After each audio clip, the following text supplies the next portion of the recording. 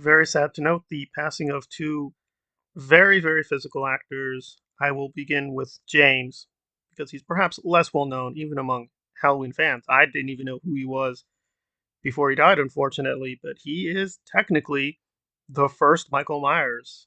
Now, Michael Myers is a little confusing from the first film because we have several different people playing him in several different ways. So, Nick played Michael for most of the film as Michael in terms of the acting. But then we have Tony, who was the face of Michael for one critical scene. And then we have James, who did a lot of the actual stunts as Michael. And we definitely saw him because he's in the scene where we have the iconic shooting of Michael by Loomis and then falling over the balcony, which leads to the very famous and very creepy ending of the first Halloween in 1978. So he is there in film history from now and forever. And he's been in quite a few roles from Fog, Escape from New York, Tron, and The Big Chill. Tron I found especially interesting because I'm a big fan of the original film. I've not seen the remake, but the first film still holds a really big place in my heart. So I really want to revisit that and see if I can spot him. So he's been in many, many projects, but perhaps is not as well known as he should be. He also did some directorial work, apparently a trio of films. I've not seen those films though, unfortunately.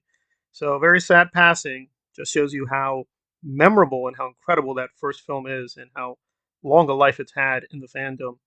It's really shocking just to realize just how old Halloween is and how much it's given to us all these years. So very sad passing. We don't know the cause of death, but given he was 85, I imagine it would be some kind of illness just finally caught up with him. So not much reason to feel sad, though. He obviously led a very full life.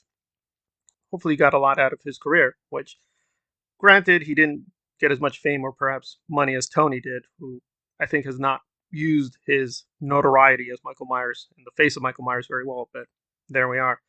And then we turn to Jason, another very sad passing.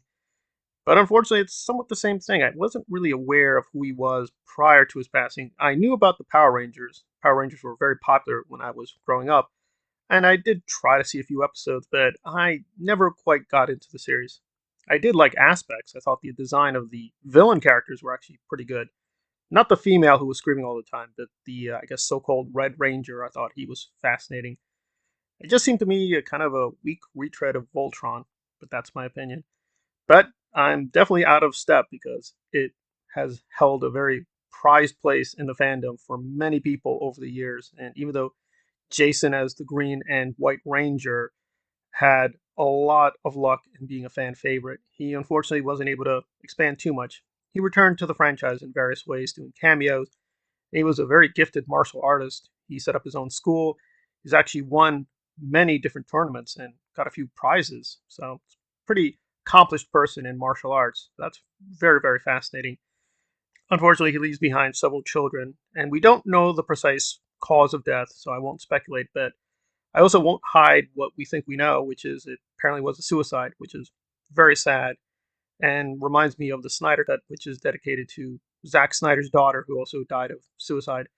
So it's a very sad set of passings. But I will say, apparently, both were very active in the fandom, very giving to the fans, and it's a very sad passing in both cases. I do want to now revisit the Power Rangers, at least see some of the movies, which, as far as I know, are somewhat self contained. But I can't lie, I wasn't really a hardcore fan of the Rangers, but you definitely have to give them a lot of credit because even though this is probably the peak of their lives in terms of their careers, they definitely gave everything to it.